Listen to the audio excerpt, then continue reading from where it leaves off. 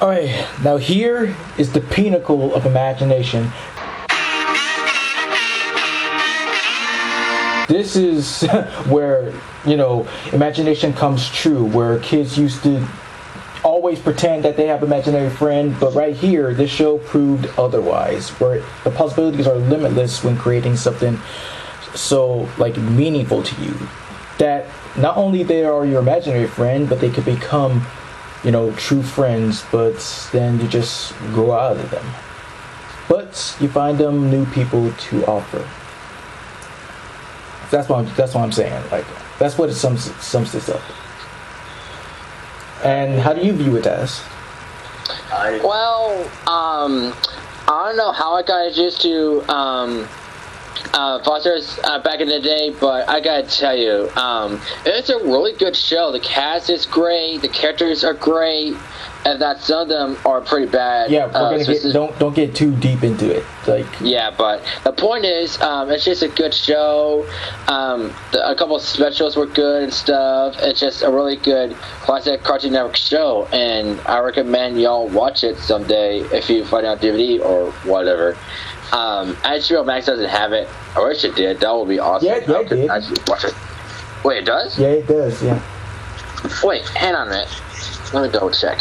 But remember, they took some shows off. Well, but they didn't announce that they took off Foster's. So if Foster's is on there, then I can actually binge watch it. What I remember, what I like about Foster's is that, you can imagine whatever friend you want to imagine, and then they just come back to life. The best and funny moments have to be when it comes to Eduardo. Coco, whenever she's like, whatevs. The other funny part that I like was when Mr. Harriman is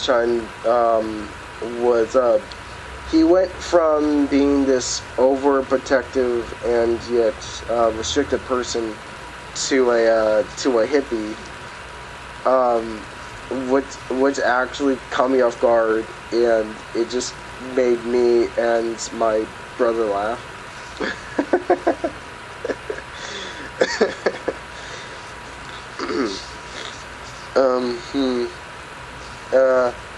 What also made me laugh is whenever Blue is getting a taste of his own medicine. Yes. Yeah, that's about it. Oh. It was one of those shows I would see on Cartoon Network or Boomerang. Firstly, it was Boomerang for me. Saw a few episodes here and there, but with the first official one, with the introduction of Blue and Mac, I was the show was really good at that point. First showing a quote unquote, since it is the TV movie per se, or pilot episode, which way you want to put it, and the show ran for 99 minutes to showcase almost everybody, and it is impressive because due to the facts. But that's not funny. Yeah. And I especially like who created the show, Craig McCracken, genius himself, who also created the Powerpuff Girls and Wonder Over Yonder. Yes. Yep. He worked on 2 Cartoon Network shows, and then he worked on a Disney show. As a kid, I would always notice these references, especially with Frankie's shirts with the Powerpuff Girls on it. Yes, which is very clever. Of course, as a kid, you wouldn't think about that with the Powerpuff Girls. If you haven't seen Powerpuff Girls, they would think it's a pink bunny rabbit, but a couple occasions she has taken off her green jacket, and you can actually see silhouettes of the Powerpuff Girls. Pink resembles Blossom, blue resembles Bubbles, and green resembles Buttercup, so yeah. And let's see what else. Also, what I liked about especially what Craig did, bringing some of the cast from the Powerpuff Girls into this new show. Oh, sorry, we're not there yet. Oh, sorry. But overall, one of the best from Cartoon Network history and all that, classic, Like, what year did you first watch it? Like, all of you? Well, yeah, like, ever since when I first saw it, because like Foster's is yet again one of the many shows that I see the first episode in. So right around that time when I was still alive. What? Probably around I was still around on Cartoon Network when I was a young kid, so that's probably how. And then when I got older, when I had Charter, I used to watch a couple episodes on demand. So yeah, it was nice. Well, I was actually for the year, but for me, it was like around the 2010s. Well, yes. Like I did say, right around the time where it first aired. So yeah, the same year, 2004. All right.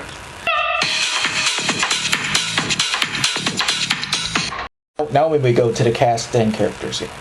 Okay, so as I was, I like what Craig did with this certain cast, like especially bringing like some of the cast members from the Powerpuff Girls for Fosters. Yes, for example, a character named Eduardo, who is about 6 foot tall, purple-furred, bull-like Mexican friend, who is voiced by Tom Kenny, who in Powerpuff Girls voices the mayor of Townsville. So yeah, it's a really awesome detail. The mayor, the narrator. Don't forget about the narrator. And let's see, of course, Tara Strong, with her voicing Terrence, the terrible brother of, like, Mac. And, one of her most least liked roles because it puts a strain on her voice. Yeah. Oh, it does? Doy. Well, it kind of sounds like Ben a bit, so I don't know how that puts a strain on her voice. Well, just talking like, wait, stop, I just want to punch you! Right there. Oh, that makes sense, yeah. It's kind of like what D. Bradley Baker voicing Forearms in Benton Alien Force. When he does a growly voice, it strains his neck. And a prime example, Jeremy Irons when he was voicing Scar, especially for his singing, and then Jim Cummings had to take over for the singing. Okay, that only happened one time. He just blew his voice out, and then Jim Cummings had to take over. Well, that's what I was explaining, like, yeah. Well, one time. I think Evans did a good job, though. He sings really good. Well, yeah. Another clear example for Jim Cummings doing city voice is a guy named, was it Radcliffe from Anastasia? Rasputin. I'm sorry, Rasputin, thank you. But yeah, that's another clear example for Jim Cummings singing. He did excellent. Mwah. And yeah. Oh yes, other cast members of Powerpuff Girls. Yes, Tom Kane, who played Professor Utonium, and him and the talking dog from the Powerpuff Girls as Mr. Harriman. Right, I keep forgetting that he's Mr. Harriman. Yes, a boss of the whole mansion, and he is actually the imaginary friend of Madam Foster, which an old lady we'll get to in a little bit, but he's very strict. Miss Francis, do this, do that, do everything. That's how he is. Yeah. Yeah, he's a complete bossy. He doesn't have any pants, so I wouldn't say bossy pants. Just call him an a-hole, right? That's what he is. Yeah. But overall, Tom Kane is really good. Sadly, he Retired. Yeah, he retired back in 2020 when he had a stroke, but he's still doing good with his family, and yeah, he still interacts with like his Star Wars crewmates. Yeah, which is sad because he was one of the greatest voice actors ever. So I hate when people have strokes and mess up with their careers. Like for Tim Curry, who had a stroke in 2013. 2012. Yeah, 2012, I think. Or a year. I found this out years ago because he voiced made a reappearance in Benton Oliver's as a character named Joseph Chadwick. He only voiced it one time. Then he got replaced in another episode by Jed Kay because the fandom said that he was ill, but the real reason that he got a stroke. So because of that, you can see many pictures of him in a wheelchair. So yeah. But he still remains one of the best. Of course, because of his most menacing British accent. It's just really spot on. Makes him sound like a villain. I mean, that's what he was known for. And yeah, of course, new additions for like Craig McCracken's projects was Phil Lamar. Yes. Well, yes. The great Phil Lamar. He voices a really tall character named Still. He's got Wilt.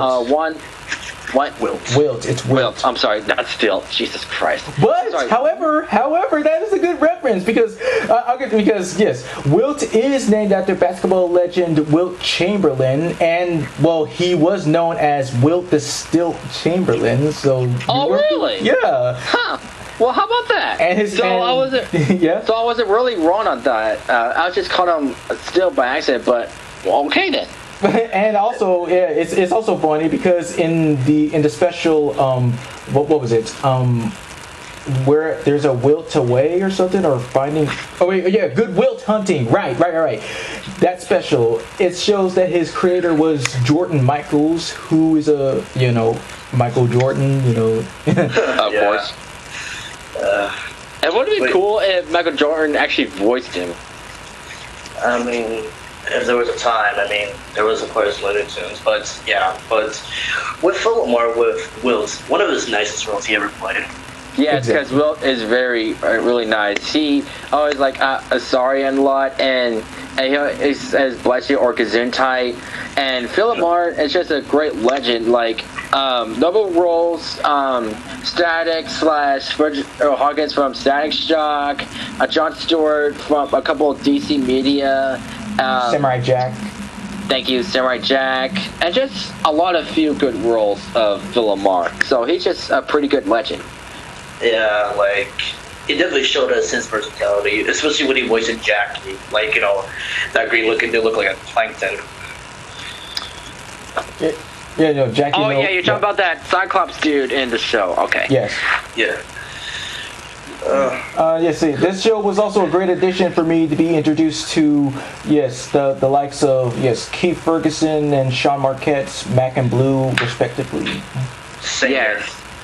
Keith Ferguson, that's how I got introduced to him, and also in a show that Craig McKinnon also did, we mentioned earlier, Wonder Over Yonder, where he voiced the main villain, Lord Hater, where he did a gravelly voice instead of a whiny voice that he did for Blue.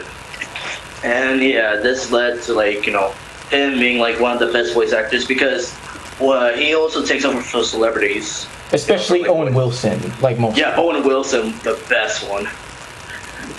Wow, ka-chow. Oh, another good example, Manny the Man. And let's see, who else was it? Yeah, Megamind. Yeah, that was also one. And King Julian. Yeah, King Julian as well. But No, go ahead. Oh no, nothing. Mr. Sinister from the Deadpool game, but yeah.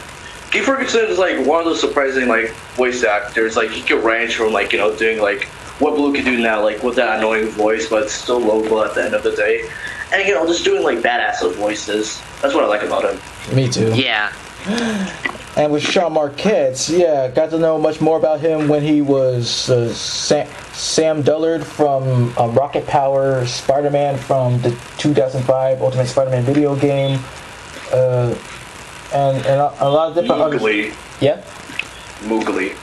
Oh yeah, Mowgli in one Disney game, and other appearances in what was it? The Goldbergs. Yes, the Goldbergs and Kingdom Hearts and let's see, this movie called High School and lots. Is that the one where he cursed? Yeah, it is. Yeah, that was funny. Interesting. And he's also yeah. I was about to mention he was the most surprising actors to still able to do Mac's voice even though he went through puberty. Yes, I was gonna bring that up. I believe around the time that he was 15, and yes, he is one of the many few lucky child actors to keep on, voicing the character, especially Gerald from Hey Arnold. When he and another good example is Steven Universe's voice actor. He voiced Steven when he was younger, and when he got older, he still voiced him, and he still voices him in the racing game Multiverses. Actually, if I go, because I did see he had a different voice actor at the time. My favorite character had to be like a little bit of blue sometimes. Mostly Mac and Mr. Harriman.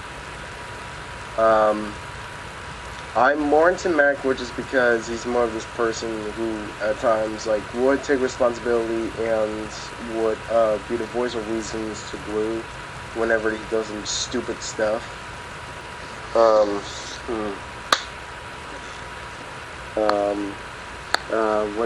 What the character that I kind of dislike has to be Cheesy, because all he does is he just screams a lot, and yeah. Also, my least favorite character has to be the pink girl, who is madly in love with Blue, but what she's trying to do is that she's trying to break up both Blue and Mac. So that's why I really despise that character. By the way, the voice actors. I want to talk about the voice actors. The best voice actors I liked with Foster's was had to be Keith Ferguson, Sean, who plays as Mac, Tom Kane, Mr. Herman, and Phil Lamar, Wilt. Oh, hey Blue, what's going on? Tom Kane, yeah, Phil Lamar. Of course, there's that voice actress who played as Mrs. Meta and Foster. Kenny Milo. Yeah, Kenny Milo.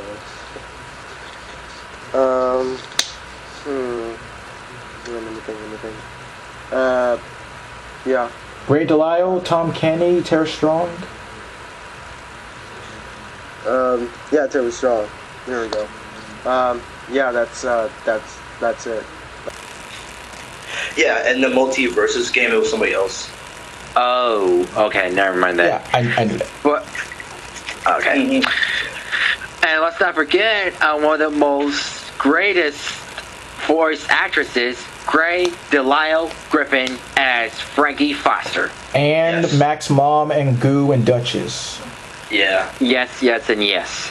So, Frankie Foster, Max has a little crush on her. And who can blame him? That's it. I mean- Like, yeah, she works. Yeah, working as the caretaker as Foster's, and working as a caretaker at Foster's, and revealing that she is the granddaughter of Madam Foster, and she's a really, she's one of the greatest Gray Delisle characters that she's ever played, and I'm happy for that. Yes, and she gets bossed around by Harrison a lot. Harrison. It's Harriman. Harriman, I'm sorry, I don't know why I said Harrison. But the point is, she does the chores around the whole mansion, like clean everybody's room, do the dishes, clean the toilets, etc. So he does not give a crap about her at all. Man, that's what happens to like some characters. That you just feel bad for like badly. Yeah, but she's still a great character.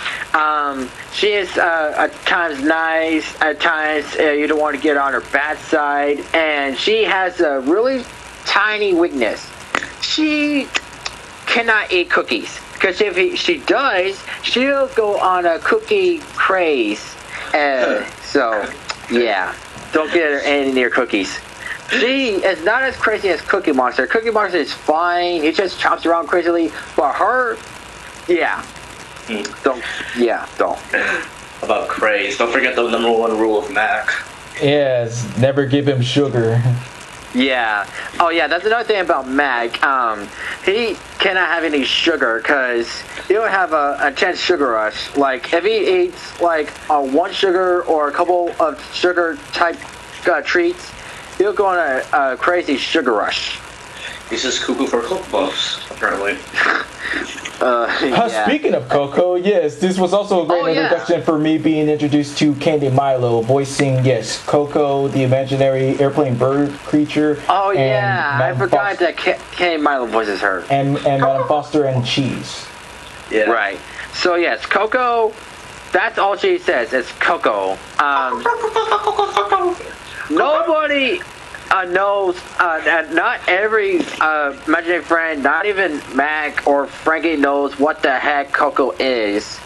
So she's not even an imaginary friend at all. Apparently, she's still a mythical creature of some kind. Dude, that she rented.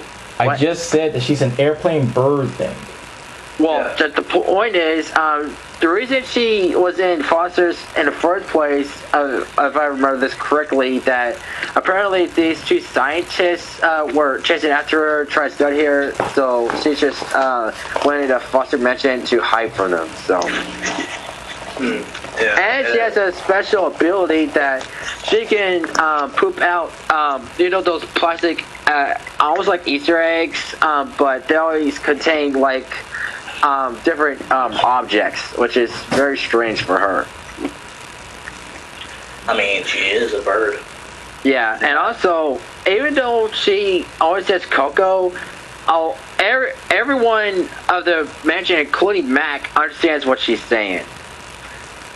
Barely didn't know Coco that well, and yeah, I have no problem with her, except a few episodes, but after that, you understand why she gets like this, especially with Blue. Yeah. Exactly. So, speaking of Blue, what's about Blue? So, even though I didn't really see the first episode, you did tell me that he was actually nice in the pilot, but as the episodes continue on, apparently he became sort of a greedy con man and a total douche.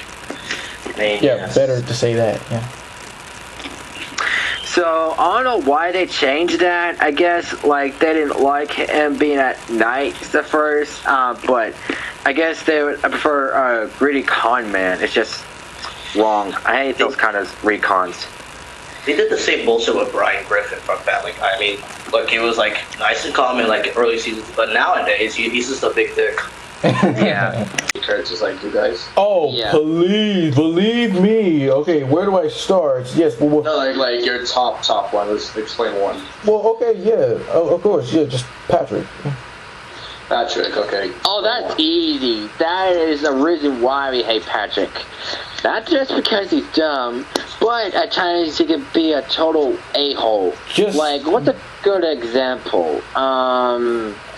It was I'm with Stupid, where he just took insulting SpongeBob a little bit too far, believing that he's actually dumb. He just Right. And where a random starfish said that he was supposed to be like the next line of the throne with a crown, and he took that to his head and he started taking everyone's stuff, including this poor nerd comic book collection that he's been collecting for about a couple years. Another good character we mentioned earlier, Madame Foster, one of the best. Yes. She is the true ownership of the whole mansion, and besides Harriman, because of course that's how Foster Mansion came from, Madame Foster. Of course, we don't know her real name. She just referred to as Madame Foster, but she is actually very sweet. However, she is a tough old lady. Like, example, in one of the Cartoon Network City reels, I don't know what you really call them. bumpers. Thank you. But anyways, and a part where they're at a carnival, first it shows Johnny Bravo using a Chester Strength thing, but of course he lost. But for Madame Foster, she uses her purse and won. So she's pretty strong for her age. She a badass grandma. That's what she is. Yeah. Yeah. And she's But- very sassy too. Yeah, but there was one episode where everybody disagreed, like saying like this episode really wasn't out of character for Madame Foster. It was like the episode where, oh yeah, they were supposed to travel somewhere, but she took the tickets for herself. Wait a minute. Like, or I thought like the bad episode was about like, you mean Ticket to Rod?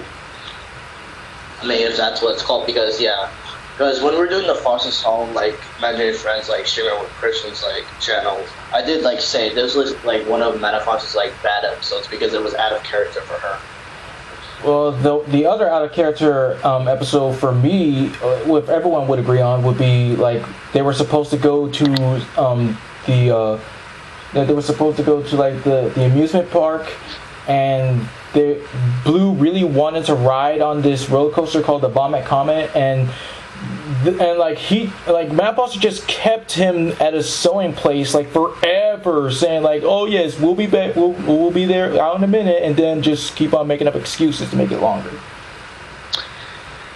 I hate when producers make characters do that.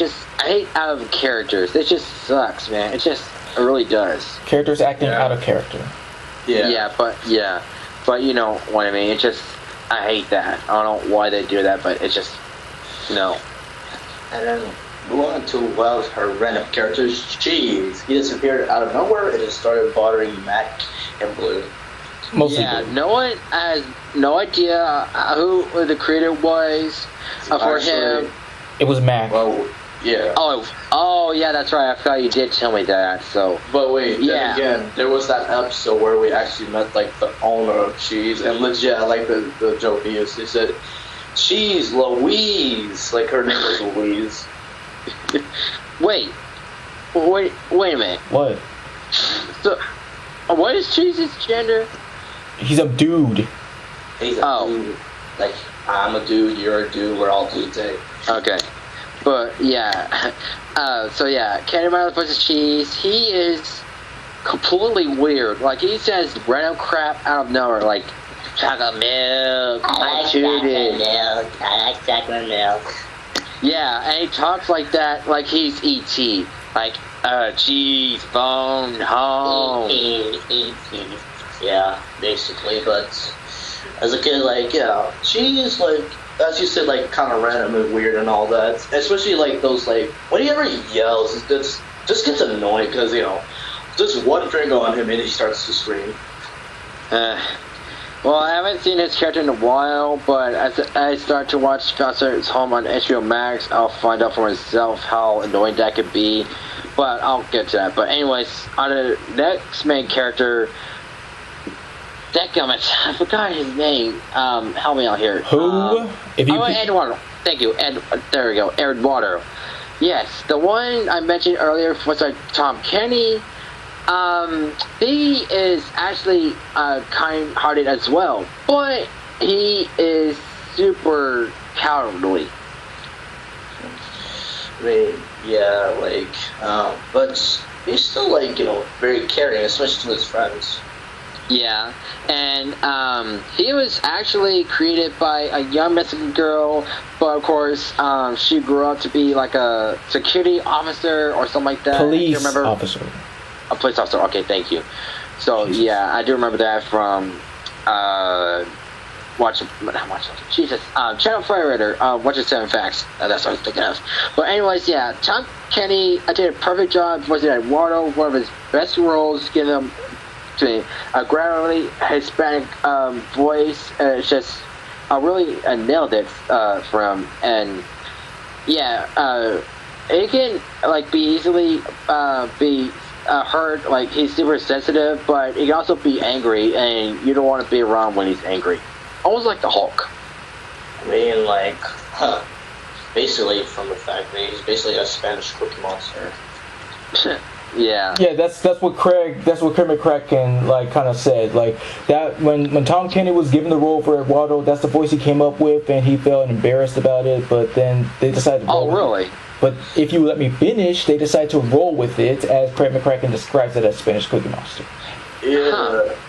And yeah, first you told me this one time. You thought Eduardo was voiced by Carlos Alazraqui one time. Yes. Like at one point. Yes, and this was around the time. No, wait. Well, it took me a while to figure out. Oh my God, it was Tom Kenny the whole time. This makes me like him even more. And well, I just Eduardo being it.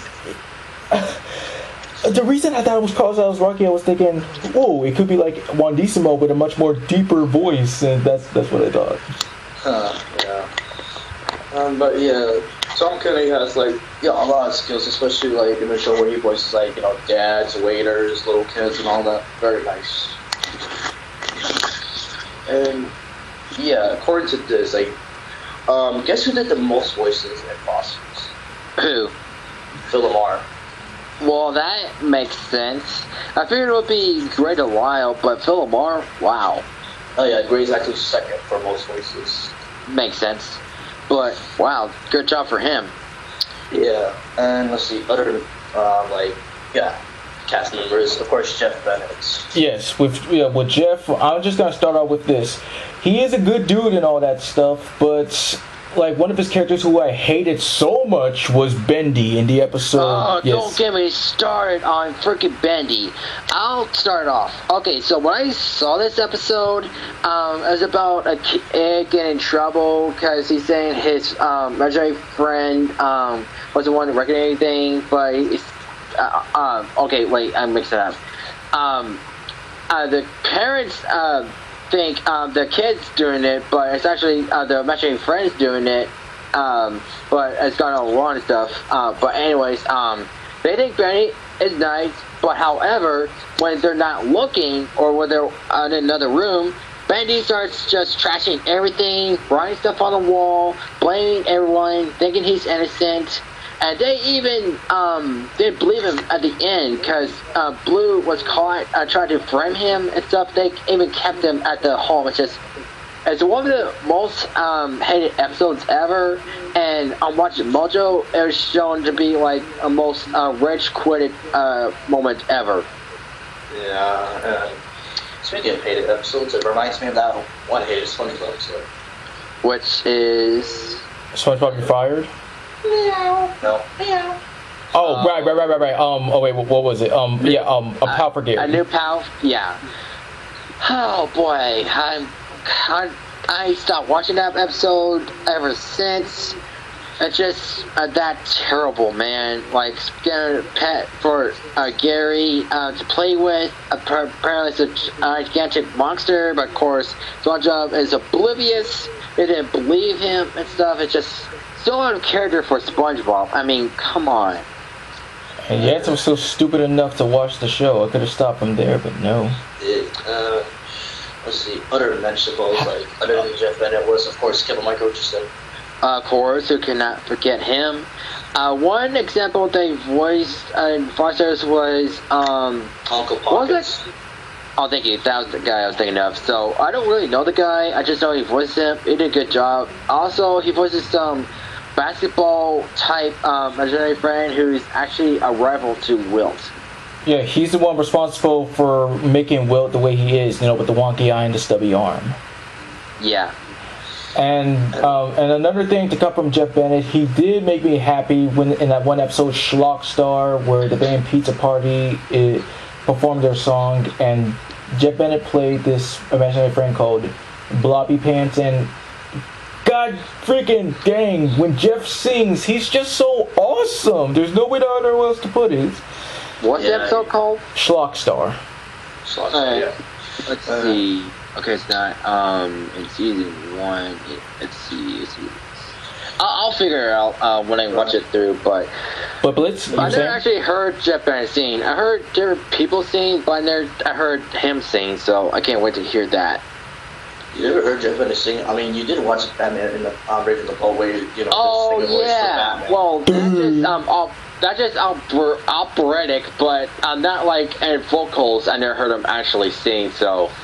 What difference do it make? What difference do it make? I don't know, but. Let's see. Another one you probably didn't know was D. Bradley Baker was in the show. I think I did, but I just forgot who he voiced in there. So yeah, he voiced a reporter. He provided like animal noises, only 2 for a squirrel. And yeah, an episode I watched years ago where Coco was released from the house because you can never, let her go in the house. And she just basically went on her own adventure and all that. And yeah, he like provided the puppy sounds for a Chihuahua. Oh yes, another good one. I was like really happy to see was Darren Norris. Like he was an imaginary man. Yes. Oh man, I just love how they parodied him with Superman. Well, obviously, because Superman, other than Batman, has so many parodies by him. There's also Max Mom. oh yes, Max Mom. of course, she's one of those characters that has never shown her face, so we have no idea what she looks like. So, another thing Franklin Crockett did. He did something similar to that Powerpuff Girls, Miss Bellum. Yeah. That's right. But she has sort of showed her face in one episode where I don't remember what it was, but it did show her face, like showed her left eye closed, and that's it. I mean, yeah, and like the story between like Max's dad and all that. Like it's either like he's dead or like they did this divorce. Yeah. I don't know, or he left him. Well, that's basically divorce. Just leaving, like. Yeah, he said that. Yeah. But overall, like, yeah, she's a great mom, especially like, this. There are times where like, it could be either or, but like, still defending Mac. Yeah, and let's talk about his bully brother, Terrence. Yes. Yeah. One of the best, or should I say worst characters by Tara Strong. Like, yeah. He did say, like, strain her voice, you said first? Well, yeah, it's kind of like she's using Dill's voice, but much more in a hurdy type of way, Yeah, or Ben 10's voice, because they have a similar pitch, but it's a See? lot more You see what I mean? You see? That's exactly what I was trying to explain with the Lizzie Berry thing, huh? Now you understand, I was also going to mention Roger from Jennifer Lee. Exactly, yes. Oh, yeah, I forgot about that dude. But, yeah, Terrence is a total weasel. Like, he bullies Mac for no reason. Well, typical archetypal bully older brother. That's what they do. I mean, yeah, it's like I grew up a kid with Roderick and Greg, but the only thing about them is that they actually resolved their problems in the third movie. Which is a good thing. I could see that if I could find the Driver with a Kid moves. Moves or movies? Movies. I say movies, and short-term moves. But yeah, going to that, like Terrence, like just like why, like what? It's because your dad left, so you could be an asshole to your brother. That's not how it works. Like I remember that episode where what do you call it? Yeah, he made an imaginary friend for himself. Oh, Red, also voiced by Phil Lamar. Yeah. Yeah. It's just a red cube. Wait, did he have arms? Yes, yes. Okay. So it's basically a counterpart of Blue, because he's blue and he's red, just only bigger and cube shaped. And he has the same eyebrow as Terrence, I think. Yes, eyebrows and teeth, yeah. Okay, but anyways, yeah. And he is not exactly what Terrence meant to be. He's sort of kind-hearted. Yes, reformed at the end. That's what you call, Yeah. Imagination, everybody. But yeah, I did like what he got from that one episode where like the imaginary friends visit Mac's apartments. Remember that episode?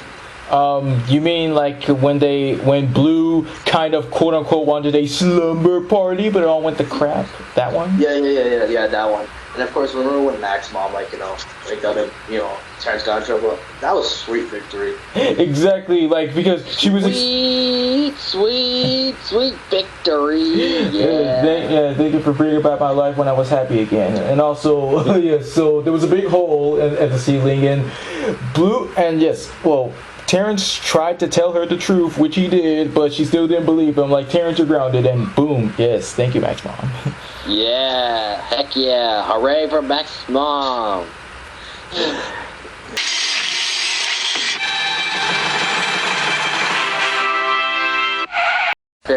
Most likely because the part where Blue mainly wanted to get her a chair or some or a massage chair because of her back hurting and whatnot. So he went to every store he could find to see what could massage and whatnot. So he found a store that sells like these moving cactuses. He tried giving the move. He didn't know how they worked at first, but when he started talking, they started moving. They figured out they moved by sound. So he started making ton noises. So he asked a couple of employees to put those days on him. It's just hilarious. And then the whole entire episode has been doing, asking how much they are, and said price like, what? That's how much they are? You rip-off artist? And he slaps it on his shin and just, it shows so typical for Blue. But, however, Madame Foster was able to get a massage by Coco, because during that episode, Coco has been jumping through job to job to job, and got enough money to get Madame Foster that massage chair. So, Jesus yeah. Christ, she's like Larry from like the main world Gumball at that point. Yeah. In a happier way. As for me, let me think.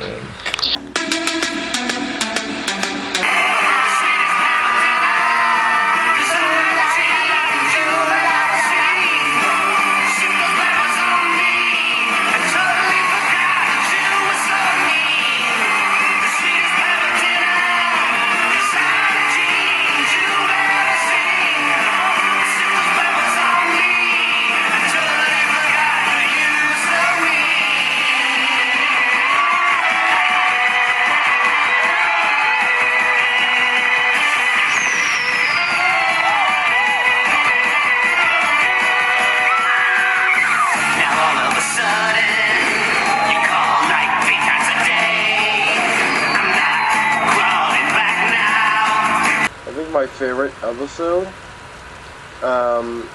had to be where they were having the trick-or-treating, and then so Mac didn't want any sugar, right, because he's trying to restrict himself because he knows what happens when he has too much sugar, and then he went crazy throughout the neighborhoods and was naked.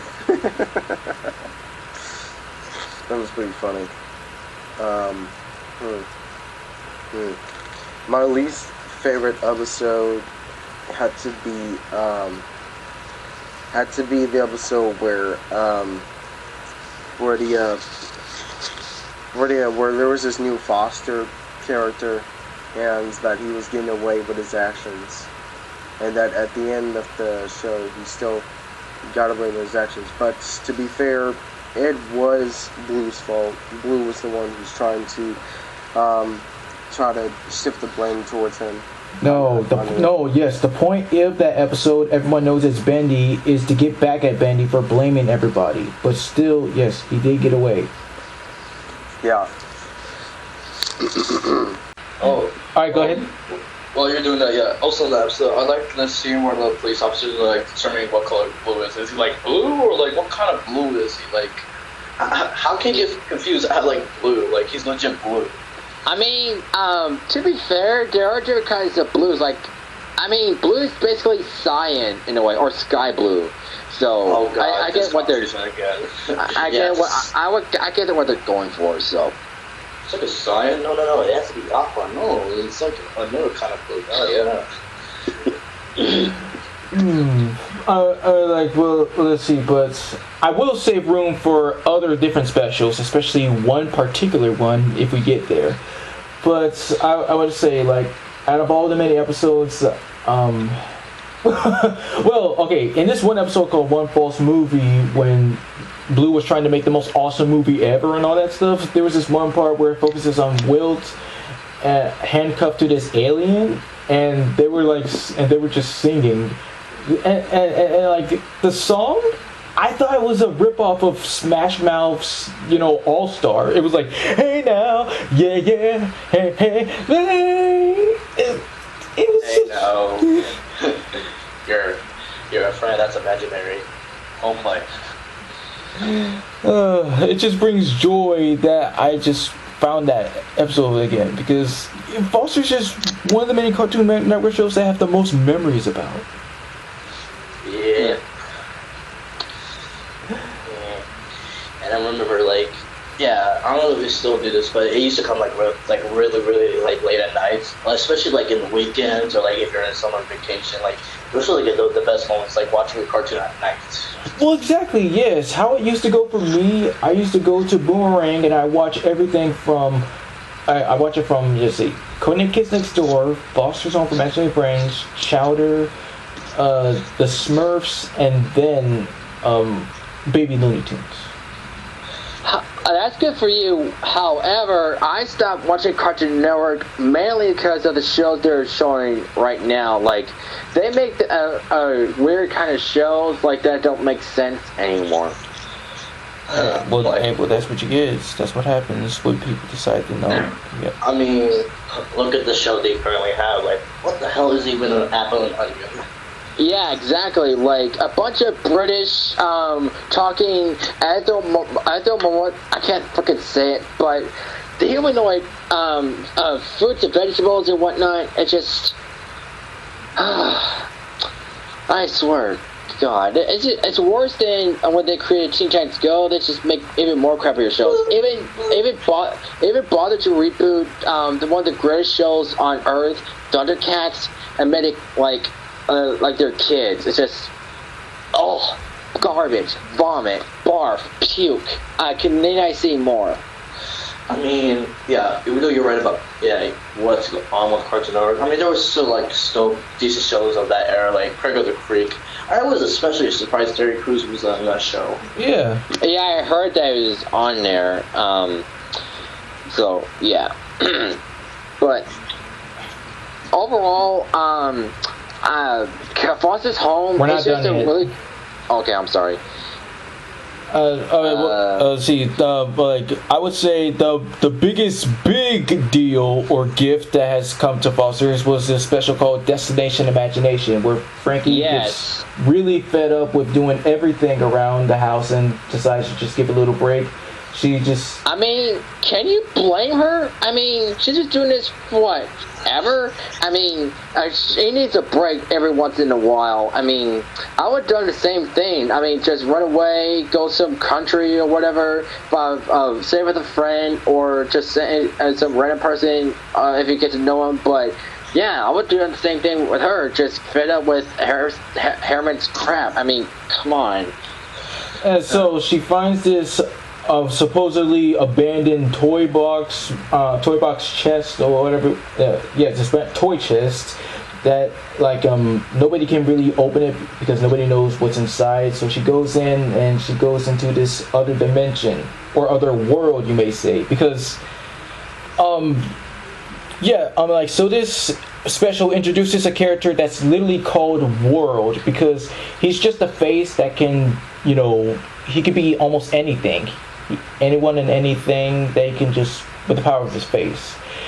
And what shocked me most is that he was voiced by the same kid that voiced Roo from Winnie the Pooh.